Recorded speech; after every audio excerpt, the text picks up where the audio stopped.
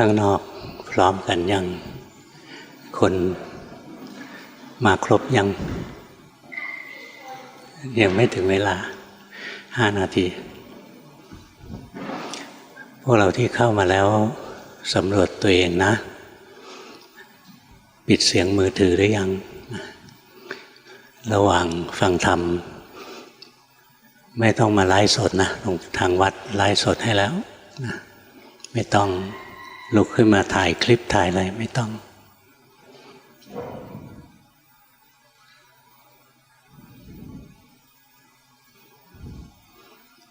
พวกเราก็เก่งนะหลวงพ่อปิดวัดไปนานวันนี้พวกเรายังอยู่รอดปลอดภัยกันอยู่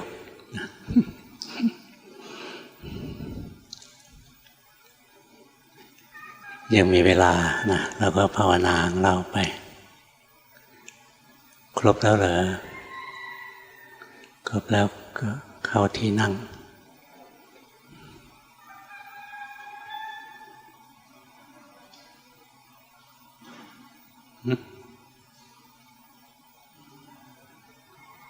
มีปัญหา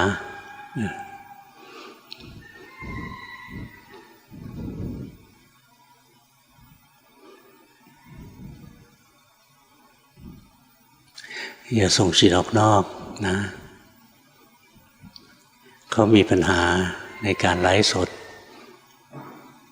พวกเราไม่มีปัญหาในการนั่งฟังที่นี่เหมือนพวกเราไม่เสียผลประโยชน์นะไม่ต้องกลุ้มใจ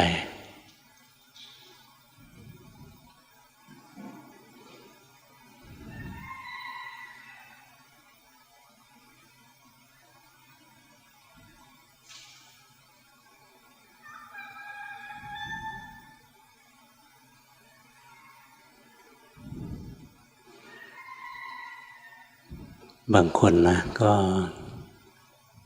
พอใจให้จองมาอย่างเนี้ยไม่ต้องวิ่งแย่งเข้าศาลาเสร็จแล้วหรือบางคนก็มีความคอมเมนต์นะความคิดเห็นอะไรพวกนี้น่าจะอย่างนั้นน่าจะอย่างนี้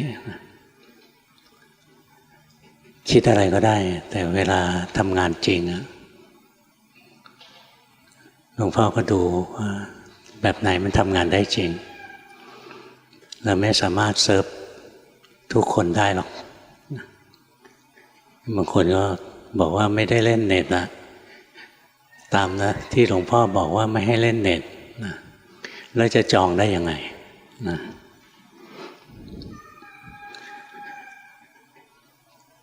การฟังธรรมะทางอินเทอร์เน็ตไม่ได้ห้ามนะห้ามเล่นนะงั้นเรามี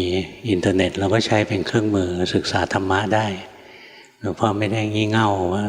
หลงโลกอยู่ไม่รู้ว่าโลกนี้มันเป็นโลกยุคไอทีไปแล้วนี่พวกเราเองบางคนนะเรียกร้องอย่างโน้นอย่างนี้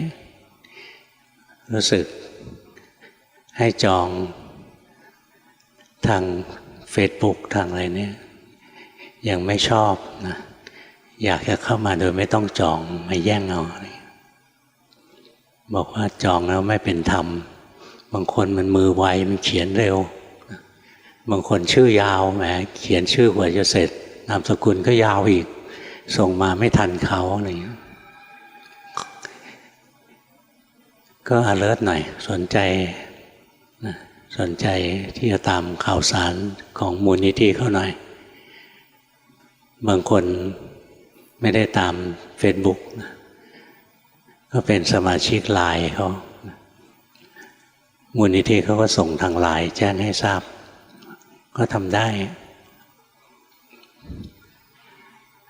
ระบบนี้หลวงพ่อว่ามันก็ยุติธรรมที่สุดเท่าที่จะทำได้ตอนนี้นะถ้าเราไปดูรายชื่อคนที่จองเราจะเจอว่ากระทั่งน้องของคุณแม่ชีนะหลานคุณแม่ชีก็ต้องจองนะไม่ใช่อยู่ๆก็เดินเข้ามางั้นเราก็สนใจก็จองเอาเดือนนี้จองไม่ได้เดือนหน้าก็จองอีกเดี๋ยวมันก็ได้จนได้แหละ ที่จริงจำนวนเดือนหนึ่ง600 คนนะสำหรับ4 สัปดาห์อย่างเดือนนี้750 5 สัปดาห์นะมันควรจะพอถ้าคนละครั้งที่ผ่านมาวันหนึ่ง300-400นะมาซ้ำๆกันก็มาซ้ำไปซ้ำมานะจริงๆจำนวนคนซึ่งเฉลี่ยกันมาฟังธรรมเนี่ย600-700 คนนะพอนะเดือนหนึ่งแล้วถ้ายังมาไม่ได้ก็มีให้ดูในที่ของตัวเองได้มีการไลฟ์สดให้งั้นมันพอสมควรแล้วล่ะที่จะเซิร์ฟพวกเราง่ายกว่าสมัยหลวงพ่อเยอะเลยสมัยหลวงพ่อแสวงหาธรรมะนะเที่ยวไปหาครูอาจารย์ขึ้นรถทัวร์ไปขึ้นรถไฟไปอะไรอย่างเงี้ยไปแล้วก็ต้องไปต่อรถอีกท่านส่วนใหญ่ไม่ได้อยู่ในเมืองนี่หลวงปู่ดูลย์อยู่ในเมืององค์อื่นอยู่ห่างๆต่อรถไปที่ต่อรถไปสุดทางแล้วก็ต้องไปเดินต่ออีกไม่มีรถเข้าไปองค์ก็อยู่บนภูเขาเดินขึ้นเขาไปเรียนยากลำบากกว่ารุ่นพวกเราเยอะนักไม่อย่าขี้บ่นนะภาวนาเข้าให้ขยันภาวนาเข้าเราไม่ได้ลำบากอะไรเท่าคนรุ่นก่อนรุ่นหลวงพ่อก็ง่ายกว่ารุ่นครูบาอาจารย์ของหลวงพ่ออีกทีรุ่นนั้นท่านอยากไปหาหลวงปู่มั่นท่านต้องเดินหลวงปู่มั่นอยู่ที่ไหนก็ไม่รู้เที่ยวเดินแสวงหาติดตามไปเรื่อยๆมีบุญวาสนาก็เจอไม่มีบุญก็ไม่เจอหลงทิศหลงทางเข้าไปประเทศอื่นก็มีนะบางองค์ตามหาหลวงปู่มั่นเดินเข้าไปถึงอินเดียก็มีงั้นท่านลำบากกว่าพวกเราเยอะพวกเราไม่ลำบากนะง่ายนี่บางทีง่ายเกินไปนะมันก็ไม่เห็นคุณค่าอย่างพวกเราเนี่ยรู้สึกว่าเราฟังธรรมเอาไว้ก่อนเดี๋ยวแก่ๆแล้วค่อยปฏิบัติหลวงพ่อบอกเลยนะว่าอายุเยอะขึ้นยิ่งภาวนายากขึ้นนะถ้าสติอะไรเนี่ยมันเลือนลางได้สมาธิมันก็ไม่ค่อยมั่นคงแล้วสมองมันเสื่อมไปเงินรีบภาวนาตั้งแต่ยังแข็งแรงอยู่อย่าอ้างโน้นอ้างนี่นะการภาวนาไม่ได้เบียดบังเวลาทำมาหากินหรือเวลาดำรงชีวิตที่ไม่ผิดศีลธรรมหรอกมันกวนเฉพาะการทำผิดศีลธรรมเท่านั้นเองแล้วจริงๆธรรมะนะถึงอยู่บ้านเราก็มีธรรมะได้อยู่ที่ไหนมันก็มีธรรมะได้ธรรมะไม่ได้อยู่ที่วัดธรรมะไม่ได้อยู่ที่หลวงพ่อธรรมะมันอยู่ที่ตัวเราเองสิ่งที่เป็นธรรมะนั้นก็แยกออกเป็นรูปธรรมกับนามธรรมพวกเรามีรูปธรรมไหมพวกเรามีนามธรรมไหมมันก็มีธรรมะมันอยู่ตรงนี้ต่างหากไม่ได้อยู่ที่วัดไม่ได้อยู่ที่หลวงพ่อบางคนก็น้อยใจจองไม่ทันน้อยใจแล้วเกินต่อไปนี้ไม่ปฏิบัติแล้วพวกนี้อ้างถ้าคนอยากปฏิบัตินะจะเป็นจะตายไงมึงก็ปฏิบัติไอ้พวกไม่อยากปฏิบัติก็หาข้ออ้างอย่างโน้นอย่างนี้ไปนะหลวงพ่อไม่สนใจหรอกหลวงพ่อสนใจคนที่อยากปฏิบัติจริงๆไม่ได้หวังว่าคนต้องมาเยอะๆอะไรอย่างเงี้ยหาคนที่ภาวนาจริงๆน่าสนใจกว่าวิธีเรียนธรรมะทำยังไงก็บอกแล้วว่าธรรมะอยู่ที่ตัวเองคือรูปธรรมกับนามธรรมอยากเห็นธรรมะก็เห็นรูปธรรมนามธรรมเห็นกายเห็นใจของตัวเองไปนะมันก็เห็นธรรมะนะธรรมะมันอยู่ตรงนี้อยู่ที่ตัวเองนี้ใครที่มีสตินะระลึกรู้รูปธรรมระลึกรู้นามธรรมนะร่างกายมันเคลื่อนไหวรู้สึกนะมันคันนะเกานะรู้สึกเนี่ยพยักหน้ารู้สึกนะคอยรู้สึกไปนะอย่าให้จิตใจมันล่องลอยลืมตัวเองถ้ามันลืมตัวเองมันก็ลืมธรรมะนะจิตใจมันหนีไปถ้าจิตใจมันตั้งมั่นอยู่กับเนื้อกับตัวนะจิตใจก็อยู่กับธรรมะนะธรรมะมันอยู่ที่ตัวเองนี่เองนะรูปธรรมของเราก็มีนามธรรมของเราก็มีทุกคนมีเท่ากันนะเราก็มีรูปเท่ากันมีนามเท่ากันทุกคนแหละนะก็พยายามใช้ต้นทุนที่เรามีนะมาพัฒนาตัวเองเราอยากรู้ธรรมะนะเราก็คอยระลึกรู้กายระลึกรู้ใจนะ รู้ของตัวเองอย่าไปรู้ของคนอื่นรู้ของตัวเองแล้วลดละกิเลสได้ไปรู้กายรู้ใจคนอื่นนะมันเพิ่มกิเลสนะงั้นพยายามรู้สึกของเราไปนะ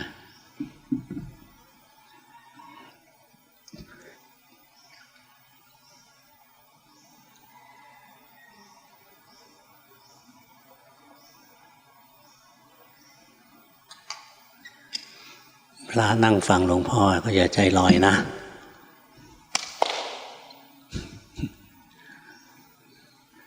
อย่าเมออย่าเพ่งรู้สึกเอาศัตรูที่ทำให้เราไม่สามารถรู้รูปธรรมนามธรรมรู้กายรู้ใจของตัวเองได้นะอันแรกคือหลงไปเผลอไปก็ขาดสติจิตหนีไปที่อื่นนะสติเป็นตัวระลึกรู้กายระลึกรู้ใจของเรานะสติตัวนี้เป็นสติปัฏฐานสติอย่างโลกเราไม่ต้องพูดถึงหรอกขับรถไม่ไปชนเขาอะไรก็มีสติกินเหล้าทำให้ขาดสติแต่ก็กินนั่นสติโลกสติสำหรับนักปฏิบัติเรียกว่าสติปัฏฐานสติปัฏฐานก็คือสติที่ระลึกรู้รูปธรรมนามธรรมของตัวเองเรียกว่าสติปัฏฐานพระพุทธเจ้าท่านบอกนะว่าถ้ายังมีผู้เจริญสติปัฏฐานอยู่เนี่ยก็ยังมีผู้เข้าใจธรรมะรู้ธรรมเห็นธรรมบางท่านพูดถึงขนาดว่าถ้ายังมีคนเจริญสติปัฏฐานก็มีโอกาสมีพระอรหันต์ก็จริงมีโอกาสมีแต่ไม่ใช่เจริญสติปัฏฐานวันนี้เราจะเป็นพระอรหันต์ทุกคนไม่ใช่ถ้าอินทรีย์เราแก่กล้าเราก็เป็นยังไม่แก่กล้าก็สะสมเอาเพราะฉะนั้นพยายามเจริญสติปัฏฐานมีสติรู้ร่างกายมีสติรู้จิตใจของตัวเองไปนะลองขยับตัวซิลองขยับนะขยับอะไรก็ได้ลองรู้สึกนะขยับอย่างนี้รู้สึกไหมรู้สึกได้โดยไม่ต้องมองไหมหรือว่าต้องมองถึงจะรู้ว่าขยับนะมันรู้ด้วยใจนะเนี่ยขยับก็รู้สึกนะรู้ด้วยใจนะรูปตัวนี้มันยังไม่ใช่รูปแท้หรอกแต่อาศัยรู้ไปก่อนนะรูปที่เคลื่อนไหวเรียกวิญญัติรูปนะอาศัยรู้ไปก่อนรู้ด้วยใจรูปบางอย่างรู้ด้วยตาคือสีรู้ด้วยตารูปบางอย่างรู้ด้วยหูคือเสียงรูปบางอย่างรู้ด้วยจมูกคือกลิ่นรูปกลิ่นรูปบางอย่างรู้ด้วยลิ้นนะคือรูปรสนะรสนี่ถือเป็นรูปอย่างหนึ่งรูปบางอย่างนะรู้ด้วยร่างกายอย่างความเย็นความร้อนความอ่อนความแข็งนะความตึงความไหวอะไรเงี้ยนะเนี่ยรู้ด้วยร่างกายคือธาตุดินธาตุไฟธาตุลมนะรู้ด้วยร่างกายรูปที่เหลือรู้ด้วยใจงั้นรูปที่รู้ด้วยใจเนี่ยเยอะกว่ารูปที่รู้ด้วยกายงั้นอย่างเรานั่งอยู่เนี่ยเราเห็นร่างกายหายใจอยู่เรารู้สึกไปร่างกายมันหายใจดูไปเรื่อยๆร่างกายมันหายใจใจเป็นคนดูร่างกายมันนั่งใจเป็นคนดูร่างกายมันเดินใจเป็นคนดูเนี่ยคอยรู้รูปก็คือระลึกรู้มีอะไรเกิดขึ้นกับรูปเพื่อระลึกรู้นี่เรื่องเรามีการเจริญสติปัฏฐานที่เรียกกายานุปัสสนาสติปัฏฐานเรารู้รูปคอยระลึกรู้ไปต่อไปสติเราก็จะเข้มแข็งขึ้นพอรูปขยับนิดเดียวสติเกิดเองนะที่นี่นกมันเยอะนะข้างนอกมันอยู่ไม่ได้มันหนีมาอยู่ในวัดกันเยอะแยะตัวก็อยากดังนี่มันทะเลาะกันมีอยู่2 ฝูงไปเชิญมันไปที่อื่นไปแล้วจิตออกนอกไหมเนี่ยหัดอย่างนี้นะจิตหนีไปแล้วก็รู้เอานะเนี่ยหันซ้ายหันขวานะคอยรู้สึกเรียกว่าเราเจริญสติปัฏฐานนะเนี่ยพยักหน้ารู้สึกนะเรียกว่าเราทำสติปัฏฐานอยู่นะเป็นสติปัฏฐานในเบื้องต้นสติปัฏฐานมี2 ขั้นขั้นแรกเป็นไปเพื่อความมีสติขั้นที่2เป็นไปเพื่อมีปัญญานะ ขั้นแรกฝึกให้มีสติก่อนสติไม่มีอย่าไปพูดถึงปัญญาเลยไม่มีสติก็ไม่มีศีลไม่มีสติก็ไม่มีสมาธิไม่มีสติก็ไม่มีปัญญางั้นพยายามทำสติปัฏฐานเพื่อให้มีสติเนี่ยหันซ้ายหันขวาอะไรเนี่ยรู้สึกไปลองยิ้มสิลองยิ้มนะไม่ต้องให้หลวงพ่อดูหรอกใส่แมสอยู่แล้วลองยิ้มสิยิ้มเมื่อกี้บอกให้ยิ้มแล้วพวกเราหัวเราะสิอีกนะทำเกินคำสั่งนะตอนยิ้มนะอยู่ในหน้ากากเรายิ้มรู้สึกไหมร่างกายมันยิ้มรู้สึกได้ไหมหรือต้องส่องกระจกถึงจะรู้ว่ายิ้มไม่จำเป็นใช่ไหมรู้ด้วยใจนะขยับไม้ขยับมืออะไรเนี่ยรู้สึกไปฝึกให้เคยชินที่จะรู้สึกทำไมความรู้สึกตัวมันยากนักคนในโลกมันไม่ค่อยรู้สึกตัวที่ความรู้สึกตัวมันยากนักทำยากนักเพราะมันเคยชินที่จะหลงนะมันไม่เคยชินที่จะรู้สึกตัวธรรมชาติของจิตนะมันไหลไปตามความเคยชินอย่างไอ้หนุ่มนั้นนะที่กำลังพยายามขยับมือพยายามนวดอย่างเงี้ยพยายามจะจับแต่ใจผิดใจมันเพ่งอยู่นะทื่อๆอยู่นะมันไม่ใช่สักว่ารู้ว่าเห็นหรอกมันบังคับตัวเองอยู่นะอย่างนี้ปัญญาไม่เกิดเพราะมันเครียดตอนเครียดเนี่ยใจไม่มีสมาธินะถ้าใจมีสมาธิมีความสุขมีความสงบนะอย่างแย่ๆก็เป็นอุเบกขานะไม่สุขแล้วก็อุเบกขาสบายเบาๆไม่ตึงไม่หนักไม่แน่นไม่แข็งไม่ซึมไม่ทื่อนะใจมีสมาธิที่ถูกต้องถ้าใจเราทื่อๆแล้วเราพยายามจะดูรูปนะมือยังเกร็งเลยเกร็งนะไม่ได้กินหรอกนะรู้สึกมันธรรมดาเนี่ยรู้สึกไปนะมันไม่ได้ยากอะไรตอนนี้หายใจอยู่รู้สึกไหมนะถ้าหายใจแล้วรู้สึกเรียกว่าเราเจริญอานาปานสติอยู่นะถ้ายืนเดินนั่งนอนรู้สึกอยู่เรียกว่าเราเจริญอิริยาบถอยู่นะในสติปัฏฐานอิริยาบถบัพพะถ้ากระดุกกระดิกแล้วรู้สึกหยุดนิ่งแล้วรู้สึกเนี่ยเรียกเราเจริญสัมปชัญญะบัพพะในกายานุปัสสนาสติปัฏฐานนะเนี่ยไม่ยากอะไร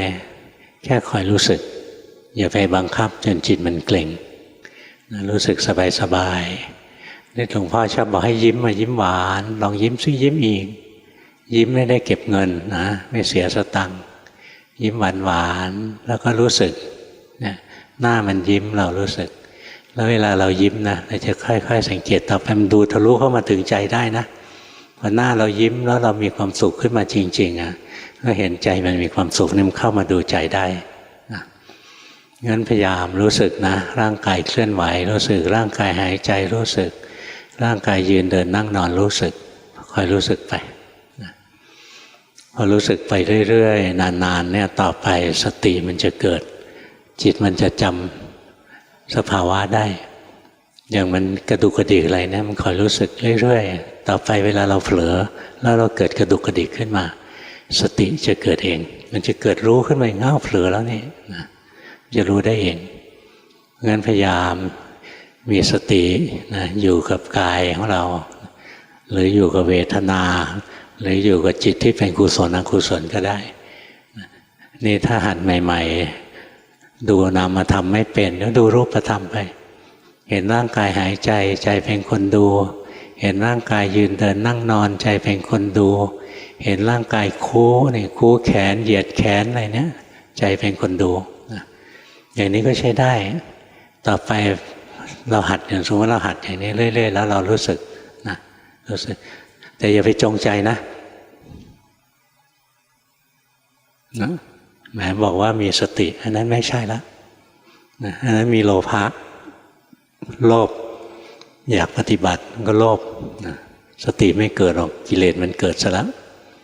งั้นรู้สึกไปสบายๆเนี่ยรู้สึกไปเมื่อก่อน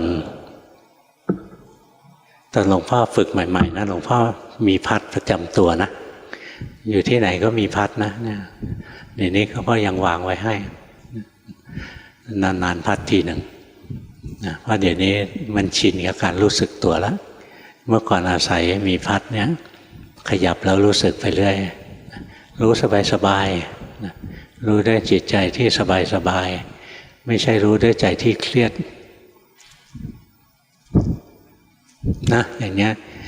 ไม่ได้เรื่องหรอกสติไม่เกิดหรอกมันเครียดพัดไปแล้วแหมอากาศร้อนๆพัดแล้วแหมมันสบายตรงที่เราสบายใจแล้วเห็นร่างกายมันเคลื่อนไหวด้วยจิตใจที่สบายๆอันนั้นดีนะอันนั้นดีรูปแขนเราใจลอยรู้สึกไหมเนี่ยรู้สึกไหมพอหลวงพ่อพูดด้วยเลยเกร็งเลยใจแข็งทื่อๆขึ้นมาเนี่ยอันนี้เรารู้ด้วยตัวเราเองนะทำไมหลวงพ่อรู้ไม่ใช่ปาฏิหาริย์คนที่เป็นครูมองลูกศิษย์ก็รู้ไส้ลูกศิษย์นั่นแหละไม่ใช่เรื่องอิทธิปาฏิหาริย์อะไรเรื่องธรรมดาอย่างครูบางคนนะเห็นหน้าลูกศิษย์ก็รู้เลยเด็กคนนี้ดื้อเด็กคนนี้มีปัญหาทางบ้านอะไรเงี้ยไม่เห็นจะต้องปาฏิหาริย์ตรงไหนเลย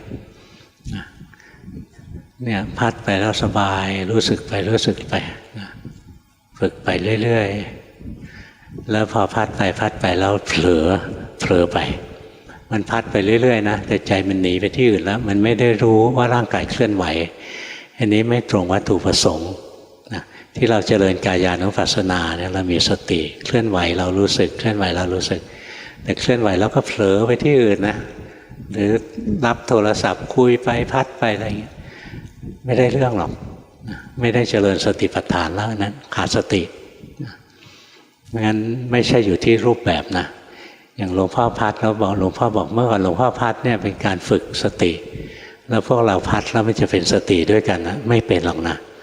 อยู่ที่ว่าเราพัดแล้วเรารู้ตัวไหมถ้าพัดแล้วใจหนีไปก็ไม่มีสติเนี่ยพยายามฝึกเข้าบางคนไม่ชอบรู้กายเราก็เจริญสติปัฏฐานด้วยการรู้ใจตัวเองอย่างใจเรามีความสุขหรือใจเรามีความทุกข์ไม่ใช่เรื่องยากที่จะรู้ทุกคนรู้ได้ขณะนี้ใจของเราสุขหรือใจของเราทุกข์หรือใจของเราเฉยไม่ทุกข์ไม่สุขนะรู้ไหมขณะนี้ใครใจมีความทุกข์บ้างยกมือซิไม่ทุกข์เลยนะโอ้อัศจรรย์มากเลยนะบางคนหน้าตาหน้านิ้วคิ้วขมวดนะใจไม่ได้มีความสุขหรอกนะคนไหนมีความสุขบ้างยกมือซิอ๋อ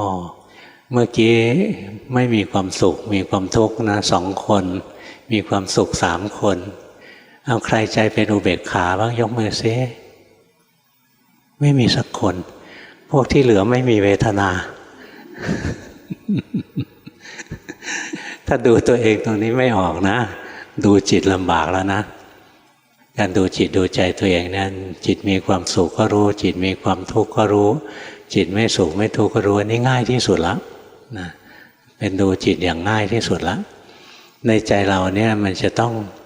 มีเวทนาเกิดขึ้นเสมอนะจิตทุกดวงต้องมีเวทนาเกิดร่วมด้วยเสมอเพราะฉะนั้นเวทนาที่เกิดร่วมกับจิตได้มี3 แบบนะมีความสุขมีความทุกข์มีความเฉยไม่สุขไม่ทุกข์จิตทุกดวงต้องมีเวทนาอันใดอันหนึ่งนะไอ้ที่ไม่มีเวทนานะเพราะดูไม่เป็นถ้าดูเป็นมันจะมีอย่างเราสุขหรือเราทุกข์เราดูตัวเองออกไหมตรงเนี้ยรู้สึกยากไหมว่าตอนนี้เราสุขหรือเราทุกข์ไม่ยากหรอกไปหัดดูเข้านะถ้ายังไม่เป็นก็ไปหัดดูเข้าไม่ง่ายๆหรือบางคนขี้โมโหนะถ้าคนไหนขี้โมโหเราก็เจริญจิตตานุปัสสนาไปนะจิตโมโหขึ้นมาจิตโกรธขึ้นมารู้ทันจิตไม่โกรธก็รู้ทันจิตโกรธก็รู้ทันไปเรื่อยๆฝึกไปอย่างนี้ต่อไปสติอัตโนมัติมันจะเกิดพอจิตมันมีความรู้สึกแปลกปลอมขึ้นมานะมันหงุดหงิดอะไรนิดเดียวนะสติเกิดเองเลยนะมันจะรู้ได้ด้วยตัวเองหลวงพ่อสมัยเป็นโยมก็ฝึกอย่างนี้เหมือนกันรู้ทันความรู้สึกของตัวเองเรื่อยๆนะแล้วจิตมันโกรธขึ้นมาก็รู้นะจิตมันโลภขึ้นมาก็รู้จิตมันหลงขึ้นมาก็รู้รู้ไปรู้มาเลยรู้ว่าตัวเราเนี้ยเป็นพวกขี้โมโหนะหลวงพ่อเป็นพวกขี้โมโหดูสไตล์การพูดก็รู้แล้วพวกขี้โมโหนี่จะพูดเร็ว นะไม่มาพูดเป็นยังไงจ้าสบายดีไหมจ้าเนี่ยจ้าจ้าจ๋าจ๋านะนี่พวกโลภถ้าพวกหลงจะอีกแบบนะเจริญพรญาติโยมพุทธบริษัทเนี่ยนะฟังแล้วซึมนะแต่หลวงพ่อดูพูดรวดเร็วเห็นไหมเคลื่อนไหวก็รวดเร็วนะทำอะไรไม่มีงุ่มง่ามนะเพราะใจมันเป็นพวกโทสะจริตหลวงพ่อมาหันดูจิตดูใจนะหลวงพ่อเพราะว่าจิตเราเนี่ยมีโทสะเกิดขึ้นทั้งวันเลยเจออันนี้ก็หงุดหงิดเจออันนี้ก็รำคาญนะเจออันนี้ก็ไม่ได้อย่างใจนะเนี่ยคอยอ่านไปเรื่อยๆนะเดี๋ยวก็เห็นว่าหงุดหงิดแล้วโกรธแล้วถ้าเห็นไม่ทันแทนที่จะหงุดหงิดก็กลายเป็นโกรธนะถ้าโกรธถ้ายังรู้ไม่ทันแล้วถูกความโกรธครอบงำนะเนี่ยโกรธจนหน้าเขียวหน้าเหลืองหน้าแดงโมโหโทโสนะหน้ามืดไปเลยนะเนี่ยมันมีดีกรีของมันนะโกรธจนแทบเป็นแทบตายเลยเราทีแรกต้องโกรธแรงๆก่อนเราถึงจะเห็นนี้พอโกรธแรงๆเราเห็นบ่อยๆเข้านะต่อไปโกรธเล็กๆเราก็เห็นนะเริ่มโกรธแล้วเริ่มโกรธแล้วก็เห็นแล้วนะต่อไปนะขัดใจเล็กๆก็เห็นแล้วอย่างหลวงพ่อตอนฝึกนะเราเห็นจิตเดี๋ยวก็โกรธเดี๋ยวก็ไม่โกรธเดี๋ยวก็โกรธเดี๋ยวก็ไม่โกรธฝึกอยู่อย่างเงี้ยนะจนกระทั่งสติมันเร็ววันหนึ่งเปิดประตูบ้านออกไปนะแสงแดดกระทบเปลือกตากระทบนิดเดียวเท่านั้นนะเห็นเลยใจนี่หงุดหงิดนะโกรธกระทั่งแสงแดดที่มากระทบตาเนี่ยสติมันเร็วขึ้นนะมันเห็นได้เร็วขึ้นเรื่อยๆนะพวกเราก็ลองไปทำดูนะหรืออย่างเวลายุงมาเนี่ยโมโหนะยุงมาอยากตีให้ตายตีให้ตายก็กลัวผิดศีลอีกนะยังดีว่ากลัวผิดศีลอยู่นะถ้าไม่มีศีลนะถ้าตีมันให้ตายมันมาเกาะแขนเรานะตบมันแล้วแม้มันหนีทันมันบินไปโน่นเราวิ่งตามมันไปตบมันให้ได้ใครเคยเป็นบ้างอาฆาตยุงใครเคยเป็นมีไหมเนี่ยเยอะเหมือนกันเนี่ยเริ่มดูเป็นแล้วนะเริ่มดูเป็นแล้วกระทั่งยุงนะมันกัดเราทีหนึ่งอาฆาตมากเลยนะแค้นนี้ต้องชำระนะตามตบมันไม่ได้ถ้ามันหนีไปได้นะโมโหตัวเองนะซุ่มซ่ามจริงงุ่มง่ามจริงยุงเกาะแขนอยู่นะตบไม่ทันอย่างเงี้ยตามไปตบก็ไม่ทันนั้นไม่ไหวนี่เราค่อยๆฝึกตัวเองนะคอยรู้ทันความรู้สึกของเราเองนะความรู้สึกของเราโกรธขึ้นมาเราก็รู้ไปนะโลภขึ้นมาเราก็รู้บางคนขี้โลภเจออะไรก็อยากได้หมดเลยนะเห็นเสื้อก็อยากได้เสื้อเห็นกางเกงก็อยากได้กางเกงเห็นรองเท้าก็อยากได้เห็นมือถือนะก็อยากได้อีกเห็นอะไรก็อยากได้เห็นเมียชาวบ้านยังอยากได้เลยนะเนี่ยใจมันโลภเราหัดคอยรู้ทันใจที่โลภของตัวเองทีแรกต้องโลภเยอะๆก่อนถึงจะเห็นนะต่อไปเนี่ยแค่อยากดูเนี่ยก็โลภแล้วนะได้ยินเสียงนกอะไรวะอยากดูใจมันมีโลภะเกิดขึ้นแล้วมันอยากแล้วอยากได้อารมณ์นะทางหูอยากฟังให้ชัดๆนะแล้วก็อยากเห็นได้ยินเสียงแล้วอยากเห็นนี่หันไปดูนะเนี่ยใจมันโลภแล้วนี่ต้องละเอียดนะเราถึงจะเห็นเป็นโลภะที่ละเอียดขึ้นไปอีกนะแต่ถ้าโลภะหยาบๆให้อะไรอยากโน่นอยากนี่อะไรที่รุนแรงนะหันใหม่ๆก็เห็นของหยาบไปก่อนต่อไปก็เห็นกิเลสที่ละเอียดขึ้นละเอียดขึ้นนะอย่างที่แรกต้องโกรธแรงๆก่อนที่จะเห็นต่อมาขัดใจเล็กๆก็เห็นแล้วนะหรือทีแรกหัดต้องโลภแรงๆก่อนนะถึงจะรู้แล้วต่อมาพอหัดเรื่อยๆนะโลภนิดเดียวก็เห็นแล้วแค่อยากได้ยินเสียงอยากได้เห็นรูปนะอยากได้ยินเสียงอยากได้กลิ่นอยากได้รสอยากกระทบสัมผัสทางกายอยากคิดนึกทางใจอยากหาเรื่องสนุกสนานอะไรเงี้ยมันอยากทั้งนั้นอยากปฏิบัติก็อยากนะอยากปฏิบัติก็อยากงั้นเวลาเราอยากปฏิบัติเราจะลงมือบังคับตัวเองนะทันทีที่คิดถึงการปฏิบัติว่าทำไงจะปฏิบัตินะจะเริ่มบังคับตัวเองบังคับกายให้เข้าที่แล้วบังคับใจให้เสื่องซึมมีสองพวกนะพวกหนึ่งบังคับใจให้ซึมพวกหนึ่งบังคับใจให้เคร่งเครียดแข็งทื่อๆนะอันนี้ไม่ได้ผลหรอก ไม่ได้ผลของมันทำตามอยากไม่เห็นเพราะฉะนั้นอย่างเราอยากปฏิบัติรู้ว่าอยากเลยแล้วลงมือนั่งไปนั่งอย่างเนี้ยนั่งอยู่แล้วเนี่ยรู้สึกไปแค่รู้สึกเท่านั้นนะอย่างบางคนแล้วเกาเกามันคันก็อยากเกาตอนคันนะใจลอยอยู่แต่ว่ามันรู้ว่าคันนะมันรู้หน่อยๆว่ากำลังคันอยู่แล้วสติไม่มีไม่เห็นว่ามันกำลังคันที่ชัดเจนนะรู้สึกครึ่งๆกลางๆนี่กำลังดูอะไรอยู่แล้วมันคันนะมันเกาอัตโนมัตินะเราไม่รู้หรอกว่าจิตมันทำงานไปหลายช็อตแล้วงั้นอย่างถ้าเราสติเราเร็วขึ้นนะมันคันนะเรารู้แล้วร่างกายเนี่ยมันคันนะมันอยากเกานะมันรู้ว่าอยากละนะเกาอยู่นี่เห็นร่างกายมันเกาไปแล้วรู้สึกมันมากเคยไหมคันแล้วเกาแล้วยิ่งเกายิ่งคันให้ยิ่งเกายิ่งมันยิ่งเกายิ่งเกาไปเข้ามาหนังถลอกเลยนะใครเคยเป็นไหมเกาแม้เกาแล้วมันมากเลยนี่กิเลสนะราคะแทรกแล้วไม่เห็นหรอกแต่กว่าจะเห็นตัวนี้ได้ต้องฝึกให้ชำนาญก่อนทีแรกเห็นของหยาบก่อนต่อมาเนี่ยจะเห็นมันละเอียดขึ้นจนกระทั่งละเอียดจริงๆนะเราจะรู้เลยทุกความคิดของเราเนี่ยมักจะมีกิเลสซ่อนอยู่ข้างหลังทุกคำพูดของเราเนี่ยมักจะมีกิเลสซ่อนอยู่ข้างหลังทุกการกระทำของเราก็มักจะมีกิเลสซ่อนอยู่ข้างหลังนี่เราเห็นได้ละเอียดยิบเลยนะอย่างเนี้ยถ้าเราเห็นถึงตรงนี้นะ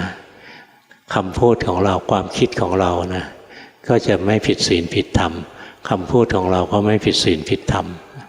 การกระทำของเราก็ไม่ผิดศีลผิดธรรมนะงั้นเราคอยรู้เท่าทันอ่านใจตัวเองไปเรื่อยๆกิเลสอะไรเกิดขึ้นคอยรู้โลภเกิดก็รู้โกรธเกิดก็รู้ฟุ้งซ่านใจลอยอะไรไปก็รู้หัดรู้เรื่อยๆต่อไปพอเรารู้ทันกิเลสชำนิชำนาญแล้วเนี่ยนะสัมมาสังกัปปะจะเกิดขึ้นสัมมาสังกัปปะจะเกิดขึ้นก็คือการคิดเนี่ยจะคิดถูกต้องนะคิดไปด้วยความไม่โลภไม่โกรธไม่หลงคนในโลกคิดไปด้วยความโลภคิดไปด้วยความโกรธคิดไปด้วยความหลงนี่เราค่อยๆหัดแต่หัดทีแรกยังไม่เห็นตรงนี้หรอกนะโกรธแรงๆแล้วค่อยรู้โลภแรงๆแล้วค่อยรู้แค่นั้นก็ยังดีหลงไปชั่วโมงแล้วรู้นะก็ยังพอหน้าเอ็นดูอยู่นะถ้าหลงเช้ายันค่ำยังไม่รู้เลยนี่ไม่ไหวแล้วล่ะเธอตายเธอก็ไปอบายแน่นอนนะโอกาสจะไปอบายสูงมากเลยเพราะจิตถูกโมหะครอบอยู่ทั้งวันนะถ้าไม่ได้ไปทำชั่วอื่นมีโมหะอะไรอยู่ก็ไปเป็นสัตว์เดรัจฉานนะที่เจ้าของเลี้ยงดีนะถ้ามีกรรมชั่วอื่นด้วยก็ไปเป็นสัตว์ที่ลำบากหรือไปเป็นอสุรกายไปเป็นเปรตไปเป็นสัตว์นรกอะไรเนี้ยนะก็แล้วแต่กรรมแล้วแต่กิเลสที่เราสะสมไว้งั้นที่หลวงพ่อสอนวันนี้นะเป็นเรื่องของการฝึกเจริญสติปัฏฐานนะรู้สึกกายก็ได้รู้สึกที่ใจเราก็ได้รู้สึกในกายนะร่างกายหายใจออกร่างกายหายใจเข้ารู้สึกเนี่ยตอนเนี้ยแมงวันมันมาฟังธรรมบนหัวหลวงพ่อเพราะที่นั่งไม่มีนะเก้าอี้คนยึดหมดแล้วมันไม่มีที่นั่งนะพยายามมาเกาะนะถ้าเราโมโหใช่ไหมเราก็จ้องนะบางทีแกล้งทำเป็นใจบุญนะใจบุญเห็นมันมาแล้วนะทำเป็นไม่เห็นนะแต่สะบัดนะไปดูเนี่ยมารยาของเราเยอะนะแต่ละคนนะไปดูเรียนรู้ตัวเองอย่างที่เราเป็นจริงๆนะรู้ลงไปในรูปนี้ร่างกายนี้หายใจออกร่างกายนี้หายใจเข้าร่างกายยืนเดินนั่งนอนร่างกายเคลื่อนไหวร่างกายหยุดนิ่งคอยรู้สึกหรือเรียนรู้จิตใจนะจิตใจเป็นสุขจิตใจเป็นทุกข์จิตใจไม่ทุกข์ไม่สุขก็รู้สึกเอาหรือจิตใจโลภจิตใจไม่โลภจิตใจโกรธจิตใจไม่โกรธจิตใจฟุ้งซ่านจิตใจไม่ฟุ้งซ่านอะไรเงี้ยก็คอยรู้เอาจิตลังเลสงสัยฟังแล้วงงจะเริ่มปฏิบัติยังไงรู้ว่าสงสัยเนี่ยฝึกไปอย่างเนี้ยทีแรกก็จะรู้ของหยาบๆต่อไปจะรู้ละเอียดขึ้นนะจนกระทั่งจิตมันเคลื่อนไหวทำงานอะไรนิดเดียวเราก็จะเห็น แล้วตรงนั้นน่ะต่อไปนะเราจะเห็นนะสิ่งที่อยู่เบื้องหลังความคิดสิ่งที่อยู่เบื้องหลังคำพูดสิ่งที่อยู่เบื้องหลังการกระทำเป็นกุศลหรือเป็นอกุศลส่วนใหญ่จะเป็นอกุศลนะถ้าเรารู้ทันแล้วเนี่ยนะมีสัมมาสังกัปปะแล้วสัมมาวาจาจะเกิดขึ้นเองนะคำพูดของเราเนี่ยเมื่อใจเราไม่ได้คิดตามกิเลสแล้วคำพูดของเราก็ไม่เป็นเครื่องมือของกิเลสสัมมากัมมันตะคือการกระทำของเราก็ไม่เป็นเครื่องมือของกิเลสการดำรงชีวิตของเราเลี้ยงชีวิตของเรานะก็ไม่เป็นไปเพื่อสนองกิเลสนะเนี่ยค่อยๆฝึกตัวเองศีลของเราก็จะสมบูรณ์ขึ้นมานะแล้วก็ฝึกไปเรื่อยๆใจเราก็จะค่อยๆตั้งมั่นเด่นดวงขึ้นเรื่อยๆเจริญสติเต็มที่นะเจริญไปเรื่อยๆใจมันจะมีสมาธิมั่นคงขึ้นนั้นสัมมาสติเนี่ยที่สมบูรณ์นะจะทำให้สัมมาสมาธิสมบูรณ์ขึ้นมานะงั้นในมรรคมีองค์8นะมันเรียงลำดับนะจากการฝึกของเราสิ่งที่ฟังหลวงพ่อพูดเนี่ยก็จะได้รู้ว่าสิ่งที่เราควรทำนั่นคืออะไรอันนี้เป็นสัมปชัญญะนะเป็นสัมมาทิฏฐิในเบื้องต้นนะนี่เรารู้แล้วเราควรจะดูกายดูใจตัวเองบ่อยๆนะก็หัดดูไปเรื่อยๆต่อไปเราจะรู้ทันสิ่งที่อยู่เบื้องหลังพฤติกรรมทางกายวาจาใจของเรานะแล้วต่อไปคำพูดการกระทำการดำรงชีวิตของเราเนี่ยจะสะอาดหมดจดนะพอถึงตรงนั้นแล้วเนี่ยเวลากิเลสเกิดนะเราจะยอมไม่ได้เราจะเห็นมันเป็นของโสโครกเวลากุศลเกิด ใจมันยินดีพอใจก็รู้ทันใจเนี่ยกิเลสจะค่อยๆลดลงกุศลจะค่อยๆเจริญขึ้นเรามีความเพียรชอบนี่เรียกว่าสัมมาวายามะสัมมาวายามะคือเพียรละกิเลสที่กำลังมีอยู่เพียรปิดกั้นกิเลสใหม่ไม่ให้เกิดนะไอ้เพียรเนี้ยนะด้วยการมีสตินะหลวงปู่มั่นท่านบอกว่ามีสติคือมีความเพียรขาดสติคือขาดความเพียรนะเนี่ยค่อยๆฝึกไปพอสัมมาวายามะของเราดีนะสติของเราก็ยิ่งดีขึ้นเรื่อยๆเพราะเราขาดสติก็เพราะกิเลสมันหลอกลากเราไปที่อื่นนะพอเรากุศลเจริญขึ้นอกุศลลดลงเรื่อยๆนะสติปัฏฐานของเราก็ยิ่งเข้มแข็งขึ้นนะพอเข้มแข็งเต็มที่แล้วต่อไปนะสัมมาสมาธิจะเกิดนะถ้าสัมมาสมาธิเกิดแล้วเนี่ยสัมมาสมาธิตอนที่สัมมาสมาธิเกิดเนี่ยไอ้7ตัวแรกมรรค7ตัวแรกไม่ใช่หายไปนะยังอยู่นะนี่พอมีสัมมาสมาธิเนี่ยมันจะเป็นที่รวมขององค์มรรคทั้ง7ที่เหลือรวมลงเป็นหนึ่งจะเกิดพลังงานมหาศาลขึ้นนะขับเคลื่อนจิตเนี่ย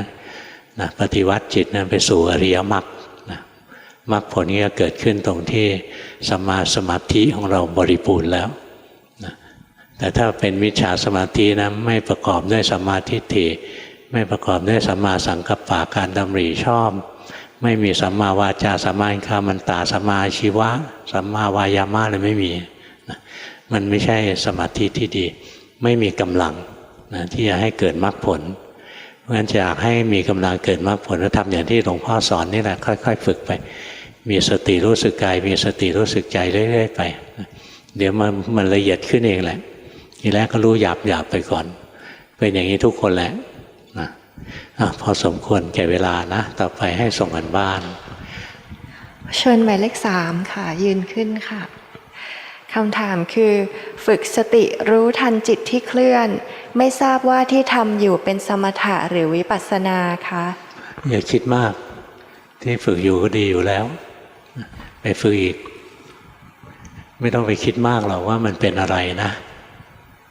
เวลาเราภาวนาจริงเราไม่มานั่งคิดหรอกสมถะหรือวิปัสสนาจิตมันเดินของมันเองอันนี้สำหรับคนที่พอทำได้แล้วนะถ้ายังทำไม่ได้เนี่ยจงใจปฏิบัติอยู่เนี่ยต้องรู้ทันว่าที่ทำอยู่เนี่ยสมถะหรือวิปัสสนาแต่ถ้าทำได้อย่างนี้แล้วเนี่ยรู้ไปเรื่อยๆอย่างตอนนี้ใจมันหนีไปคิดรู้ว่าใจหนีไปคิดเนี่ยรู้ไปเรื่อยๆไม่ต้องสนใจหรอกตรงที่รู้ว่าจิตหนีไปคิดเนี่ยสมถะหรือวิปัสสนาอะไรเงี้ยไม่ต้องไปสนใจมันหรอกแล้วก็อย่าไปห่วงวิปัสสนามากวิปัสสนานะนานๆเกิดทีไม่ได้เกิดตลอดเวลาหรอกส่วนใหญ่อย่างเก่งนะจิตก็ทรงสมาธิอยู่นะ นานๆมันก็ปัญญาเกิดจิตมันเดินวิปัสสนาทีหนึ่งไปทำกรรมฐานต่อนะแล้วก็คอยรู้ทันเวลาจิตมันไหลไปจิตมันหลงไปทำตัวนี้ให้เยอะๆที่ฝึกอยู่นะดีแล้วล่ะนะฝึกถูกแล้วอย่าคิดเยอะคนต่อไปหมายเลข5ค่ะปัญหาหนึ่งคือจิตไม่ตั้งมั่นไม่ถึงฐานค่ะจึงขอแนวทางภาวนาของหนูในตอนนี้และต่อไปค่ะที่ภาวนาตอนนี้ดีกว่าแต่ก่อนไอ้ที่คิดว่าจิตตั้งมั่นจิตถึงฐานนะเพ่งเอาไว้ทั้งนั้นนะเป็นจิตที่ทรมานตัวเองเป็นอัตตากิลมัฏฐานุโยคนี่พอเราปล่อยเนี่ยขั้นแรกหลังจากที่เราเพ่งมานานเนี่ยตอนที่ปล่อยนะมันจะฟุ้งซ่านอย่าตกใจฟุ้งซ่านเราก็มีกรรมฐานของเราอยู่อยู่กับพุทโธอยู่กับลมหายใจอะไรก็ทำไปเรื่อยๆไม่ได้หวังว่าจะสงบนะหายใจเข้าพุทหายใจออกโธทำไปเรื่อยๆแล้วมันค่อยสงบเองแหละนะพุทโธไปทีแรกก็หายใจเข้าพุทยังไม่ทันจะออกโธเลยหนีไปแล้วนะหนีไปครึ่งชั่วโมงรู้กลับมาพุทโธใหม่หายใจใหม่นะต่อไปพอมันหนีนะมันจะรู้ได้เร็วขึ้นสติมันจะเร็วขึ้นพอมีสติรู้ทันเนี่ยสมาธิมันก็จะสะสมนะเพราะทุกครั้งที่มีสติรู้สภาวะถูกต้องเนี่ยสัมมาสมาธิที่เป็นคณิกาสมาธิเนี่ยจะเกิดสมาธิเป็นขณะนี่เป็นขณะเนี่ยพอเกิดถี่ขึ้นนะมันจะเหมือนเรารู้สึกตัวได้ทั้งวันนะสมาธิเราจะดีขึ้นจิตเด่นดวงขึ้นมางั้นที่ทำอยู่ตอนนี้เจริญขึ้นนะไม่ใช่แย่ลงนะดีแล้วไปทำอีกหมายเลข10ค่ะช่วงที่หยุดงานที่ผ่านมาหลวงพ่อเหล็กนี่มันบังช่วงที่หยุดงานที่ผ่านมาฟุ้งซ่านค่ะรบกวนหลวงพ่อขอคำแนะนำค่ะฟุ้งซ่านมันก็เรื่องธรรมชาติใจของเรามันชอบฟุ้งซ่านนะเราก็อยู่กับเครื่องอยู่ของเราไปเรื่อยๆมันไม่ได้ฟุ้งซ่านอย่างเดียวบางทีมันก็กังวลขึ้นมาดูออกไหมเนี่ยมันฟุ้งซ่านแล้วใจมันกังวลนะยิ่งกังวลยิ่งฟุ้งซ่านเพราะว่ามันมีปัญหานะปัญหายังไม่หมดนะยังไงมันก็กังวลถ้ามันยังกังวลอยู่มันก็ฟุ้งซ่านต้องคิดหาทางออกว่าจะทำยังไงดีอันนั้นเป็นเรื่องปกตินะงั้นเราคอยรู้เท่าทันเถอะใจมันกังวลขึ้นมาก็รู้ใจมันกังวลขึ้นมาก็รู้เล่นมันตั้งแต่ต้นต่อนี่นะพอใจมันกังวลแล้วเรารู้ใจมันไม่กังวลแล้วเดี๋ยวมันค่อยสงบเองแหละนะนั่นดูที่ต้นเหตุมันคือความกังวลใจดูออกไหมตัวเนี้ยนั่นนะต่อไปหมายเลข17ค่ะ17ตั้งแต่ต้นปี61ฝึกกับผู้ช่วยสอนท่านบอกติดเพ่งปัจจุบันยังเพ่งอยู่หรือไม่มีอะไรต้องปรับปรุงหรือไม่ค่ะรู้เปล่าว่าเพ่งหรือเปล่าถ้าเราเพ่งนะใจมันจะแน่นใจมันจะอึดอัดตอนนี้เพ่งน้อยลงแล้วรู้สึกไหมมันสบายขึ้นรู้สึกไหมพยักหน้าอยู่รู้สึกไหมแต่กี้ไม่รู้สึกหรอกมันรู้สึกตอนหลวงพ่อบอกนะพยายามฝึกเข้านะที่ฝึกอยู่นี่ใช้ได้นะดีกว่าแต่ก่อนนะเราไม่ได้เพ่งตะบี้ตะบันเพ่งอย่างแต่ก่อนแล้วนะแต่ว่าตอนที่เราเลิกเพ่งใหม่ๆมันจะฟุ้งซ่านนิดหน่อยนะไม่ต้องตกใจฟุ้งซ่านเราก็ทำกรรมฐานของเราไปเดี๋ยวมันก็หายเองแหละที่ฝึกอยู่ใช้ได้นะดีหมายเลข20ค่ะหนูปฏิบัติตามแนวทางของหลวงพ่อโดยตั้งใจรักษาศีลทำรูปแบบอย่างน้อย30นาทีและพยายามรู้สึกตัวระหว่างวันปีที่ผ่านมานี้รู้สึกว่ามันเหมือนเดิมไม่มีการพัฒนาพิจารณาแล้วว่าน่าจะไม่มีอะไรผิดอยากให้หลวงพ่อช่วยชี้แนะขอบคุณค่ะมันยังเพ่งอยู่นะใจมันยังไม่ได้ปล่อยให้มันทำงานอิสระจริงๆอย่างขณะนี้เพ่งรู้สึกไหมแต่ตรงนี้มันเออร์เรอร์นะเพราะว่ามันตื่นเต้นก็เลยเพ่งมากกว่าปกตินิดหน่อยใจถ้ายังเพ่งอยู่เนี่ยก็เราก็รู้นะว่ามันเพ่งพยายามรู้ทันความรู้สึกของตัวเองไปเรื่อยๆแล้วมันจะค่อยๆดีขึ้นอ่านใจตัวเองให้ออกนะต่อไปใจก็จะค่อยสะอาดหมดจดมากขึ้น ขณะนี้ใจมันสบายกว่าเก่าดูออกไหมใจมันว่างใจมันสบายสมาธิมันก็ดีขึ้นนะค่อยๆฝึกไปสิ่งเหล่านี้ต้องสะสมไม่ใช่ทำวัน2 วันเดือน2 เดือนหรอกนะหลวงปู่เทศท่านเคยสอนนะบอกว่ากรรมฐานเนี่ยเขาทำกันตลอดชีวิตนะถึงจบกิจแล้วท่านยังปฏิบัติอยู่เลยนะแต่ปฏิบัติเป็นเครื่องอยู่งั้นอย่างสติปัฏฐานเนี่ยพวกเราหัดเนี่ยเจริญสติปัฏฐานนะเพื่อให้มีญาณทัศนะที่ถูกต้องเพื่อได้เห็นความจริงนะแต่พอเรามีญาณทัศนะถูกต้องแล้วนะบรรลุมรรคผลแล้วเนี่ยเป็นพระอรหันต์แล้วเนี่ยท่านก็ยังเจริญสติปัฏฐานเป็นเครื่องอยู่นะเป็นเครื่องอยู่เป็นสุขในปัจจุบัน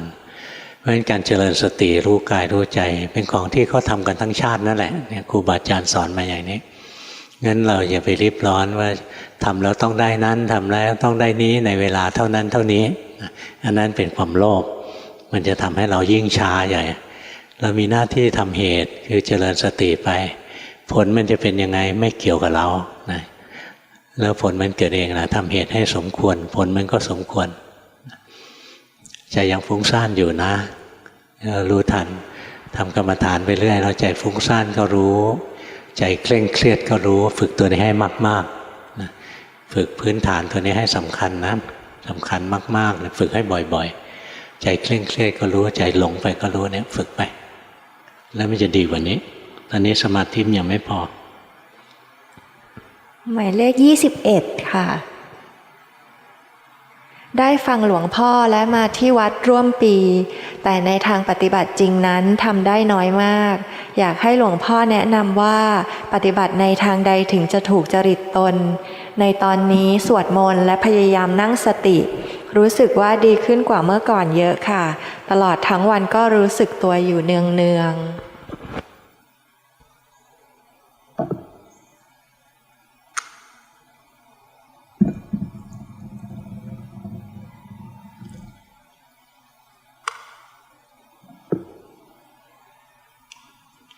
ตอนหลวงพ่อเทน้ำร้อนเนี่ยหลงกี่รอบถ้าเห็นอย่างนั้นจะใช้ได้การฝึกนะคอยรู้ทันใจมันเศร้าหมองรู้ว่ามันเศร้าหมองนะใจมันเป็นยังไงก็รู้อย่างที่มันเป็นไปเรื่อยๆอย่ารู้แล้วก็อยากว่าจะต้องดีต้องสุขต้องสงบนะมันเศร้าหมองมันไม่สงบมันไม่สบายใจอะไรเนี่ยรู้อย่างที่มันเป็นไปคอยรู้คอยดูไปเรื่อยๆต่อไปเราก็จะเห็นความรู้สึกทั้งหมดนะทั้งสุขและทุกข์ทั้งดีและชั่วเป็นแค่ของที่ถูกรู้ถูกดูได้เห็นอย่างนี้ไปเรื่อยๆทุกอย่างไม่มีตัวเราต่อไปมันจะเห็นอย่างนั้นพื้นของจิตนะมันไปดูอนัตตาไว้นะดูอะไรๆก็บังคับไม่ได้อะไรๆก็บังคับไม่ได้หัดดูตัวนี้บ่อยๆทำได้ไหมตัวเนี้ยนั่นแหละเรามองกับตัวนี้เราก็ดูตัวนี้แหละเดี๋ยวมันค่อยเจริญหรอกที่มันทำไม่ได้เพราะเราหวังผลเราหวังผลใจเราไม่มีความสุขในชีวิตเรามีปัญหาเราอยากให้มันไม่มีเราอยากให้ใจเราสบายอะไรนะอันนี้ใจเราโลภเราก็หวังผลงั้นสติไม่เกิดสมาธิไม่เกิดนะแต่ถ้าเราทำแบบไม่ได้หวังผลนะใจไม่สบายก็รู้ว่าไม่สบายใจสบายรู้ว่าสบายอะไรเงี้ยใจมีกิเลสรู้ว่ามีกิเลสใจสบายไม่มีกิเลสก็รู้ไปอะไรเงี้ยนะรู้แล้วมันจะได้อะไรก็ช่างมันถ้าจะวางใจได้อย่างนี้การพัฒนาของใจมันจะเร็วแต่ถ้าทำโดยหวังผลนั้นเราจะรู้สึกว่ามันช้าตลอดเวลาเลยเพราะอะไรเพราะใจเรามันอยากมันก็อยากได้ผลเร็วๆมันจะรู้สึกช้าอันไหนที่เราอยากได้มากๆเราจะรู้สึกต้องรอนานอันไหนที่เราเฉยๆนะยังทำงานไปนะอยากให้เงินเดือนออกเร็วๆอยากได้เงินนะทำงานแต่ละวันนะมีแต่ความกลุ้มใจนะเพราะเงินเดือนยังไม่ออกยังไม่สิ้นเดือนแต่ถ้าทำงานแล้วเราก็มีความสุขอยู่กับงานไปนะแป๊บเดียวเงินเดือนออกแล้ว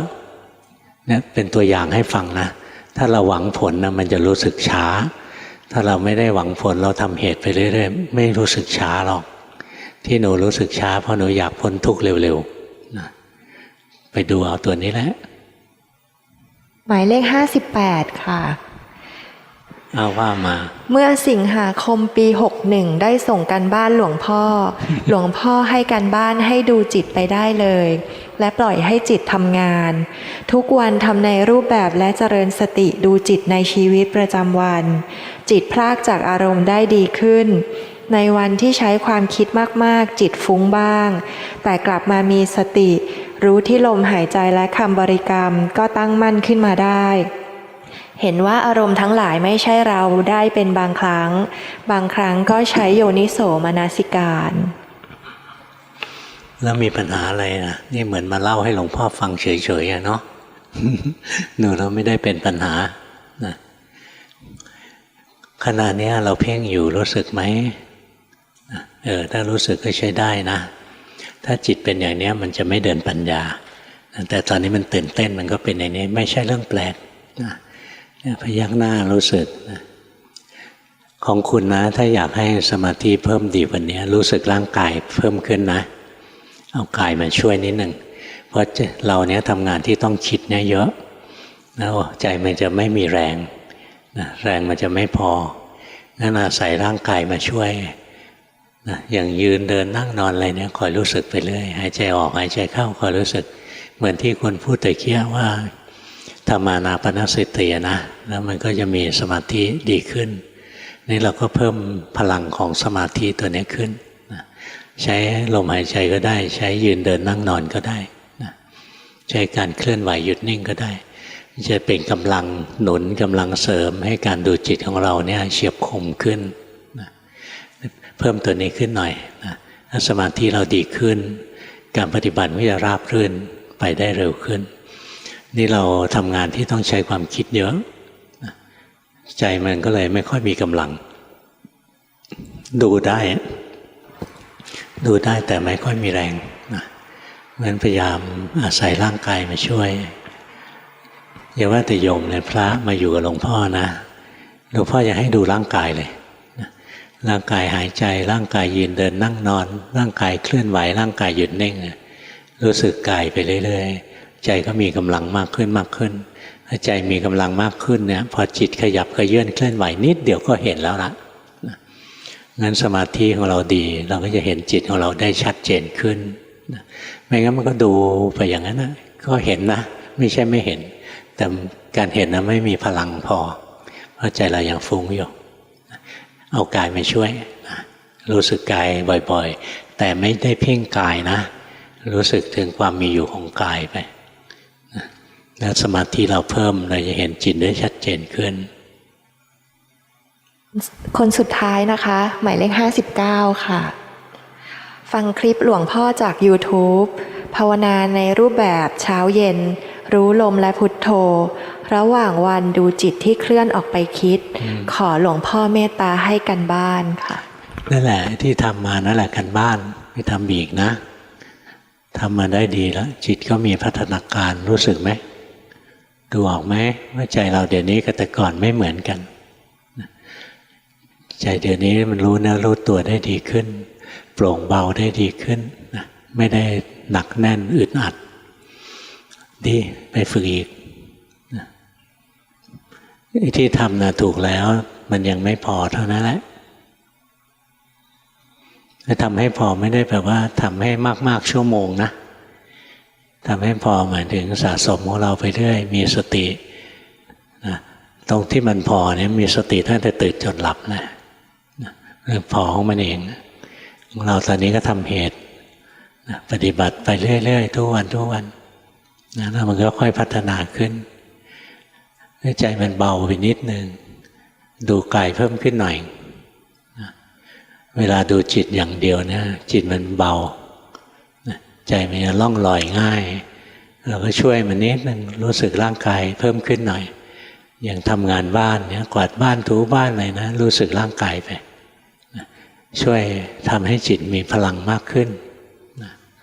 การที่เราคอยรู้ร่างกายนะเนี่ยเราเจริญกายคตาสติมีสติอยู่ในกายได้สมาธินะ มีสมาธิดีขึ้นนะการดูจิตดูใจก็จะดูได้ง่ายขึ้นนะหมดแล้วหรือหมดแล้วก็ดีนะหลวงพ่อเสียงแห้งพอดีช่วงที่ผ่านมานะ นี่แรกหลวงพ่อจะเปิดวัดตั้งแต่เดือนก่อนแล้วนะพอดีเป็นอัมพฤกษ์ปากเบี้ยวไปเลยนะตาตกปากเบี้ยวก็รักษาได้หมอเขาฝังเข็มให้ก็หายเร็วหน่อยทีแรกจะเปิดวัดตั้งแต่เดือนก่อนแล้วล่ะหลวงพ่อวางแผนการทำงานเลยต้องมาใช้เดือนสิงหานี้งั้นเปิดตั้งแต่กรกฎาแล้วมีมารผจญคือสังขารร่างกายไม่อำนวยนี่พวกเราอย่าประมาทนะเราบอกเรายังแข็งแรงเรายังไม่เจ็บป่วยไม่แน่ครูบาอาจารย์เจ็บป่วยตัววันนี้ครูบาอาจารย์หายากนะไม่เหมือนเมื่อ30-40 ปีก่อนครูบาอาจารย์มีมากมาถึงวันนี้หายากแล้วงั้นรีบภาวนาตั้งแต่ยังมีโอกาสอยู่ติดขัดขึ้นมายังมีโอกาสมาถาม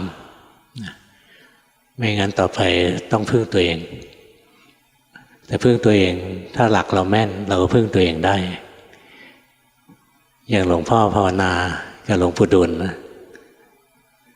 ภาวนาท่านสอนให้ดูจิตนะไปดูผิดอยู่7 เดือนไปบังคับไปดูผิดอยู่3 เดือนไปบังคับจิตให้นิ่งให้ว่างนะกลับไปหาหลวงปู่บอกทำผิดแล้วไปบังคับจิตให้ไปดูจิตไม่ได้ไปปรุงแต่งจิตก็เลยไปดูจิตเห็นจิตมันปรุงแต่งทั้งวันเลยเดี๋ยวมันก็ปรุงสุขเดี๋ยวมันก็ปรุงทุกข์เดี๋ยวมันก็ปรุงดีเดี๋ยวมันก็ปรุงโลภโกรธหลงรู้ทันมันไปเรื่อยๆรู้ได้ใจที่ตั้งมั่นและเป็นกลาง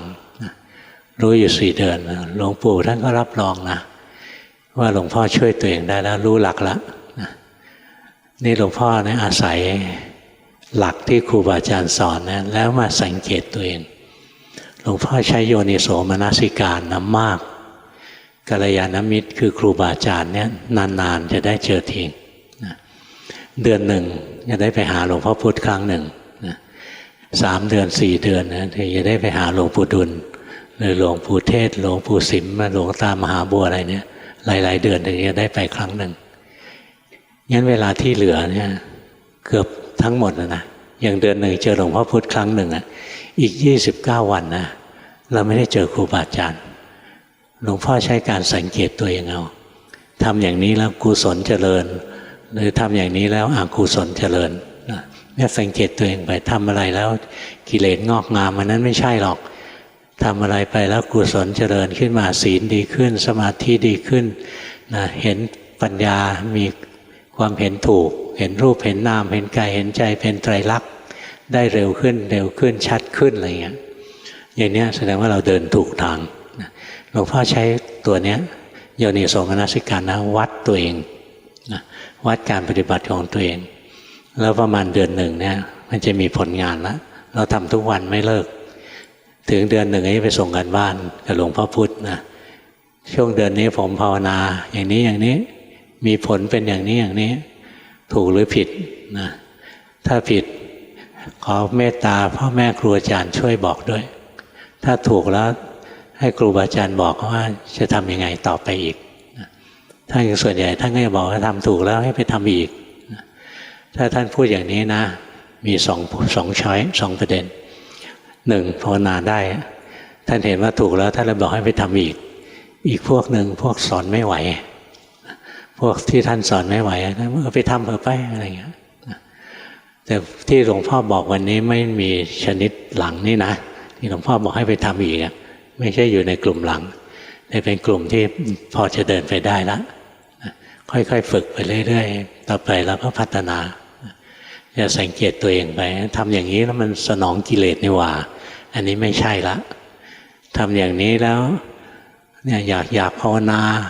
ไม่อยากทำมาหากินแล้ววันๆอยากนั่งสมาธิอย่างเดียวให้พ่อให้แม่เลี้ยงอะไรเงี้ยไปดูให้ดี อะไรผลักดันให้คิดอย่างนี้ส่วนใหญ่กิเลสนะอยากบรรลุมรรคผลอยากดีอยากเด่นนะหรือขี้เกียจขี้เกียจแล้วก็ไม่อยากทำมาหากินอ้างว่าจะเอาเวลาไปภาวนาอย่างเงี้ยจริงๆบอกแล้วว่าการภาวนาไม่ได้กินเวลาทำมาหากินหรอกนะทำมาหากินของเราไปนะค่อยๆฝึกของเราไปอาศัยการสังเกตตัวเองให้มากช่วยตัวเองให้มากเชื่อคนอื่นให้น้อยนะเนี่ยมีคนมาเล่าให้หลวงพ่อฟังเมื่อวานนี้เองนะไม่เชื่อหมอดูทางอินเทอร์เน็ตนะเขาสอนเรื่องแก้กรรมให้แก้กรรมอย่างโน้นแก้กรรมอย่างนี้เรียนกับหลวงพ่อนะ